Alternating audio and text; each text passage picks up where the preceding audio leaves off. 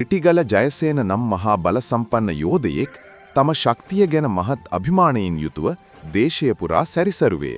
බීමත් වූ එක් මොහොතක ඔහු සෙසු යෝධයෙකුට අපහාස කළ අතර හිරු බසින යාමේ සොහොන් පිටියකදී ද්වන්ද සටනකට අභියෝගයක් එල්ල වී දේවතාවෙක් ඔහුට නැවත පණ දුන් නමුත් નિયમિત වේලාවට ඔහුගේ හිස සොයාගත නොහැකි වූ තැන දරුණු වලසෙකුගේ හිසක් ගැන බද්ධ කරන ලදී. මෙලෙසින් මහා සෝනා නම් යක්ෂයා බිහිවිය.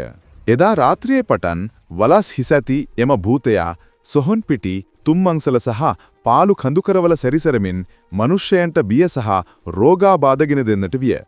ගම්වැසියන් ඔහුගේ පැමිණීම හඳුනාගත්තේ රෝගී වූ පුද්ගලයාගේ උරහිස මත හදිස්සියේම දිස්වන අත්සලකුණකින් සහ ඔහු ක්ෂණිකව උණරෝගයට ගොදුරු වීමෙනි. අන්පිලිසරණක් නොවූ තන ගම්වැසියෝ කට්ටඩියා හෙවත් යකදුරා වෙත හැරුණහ. ඔහු පුරාණ මන්ත්‍ර ජප කර යන්ත්‍ර මන්ත්‍ර දල්වා ඔහුව පළවා හැරීමට කටයුතු කළේය.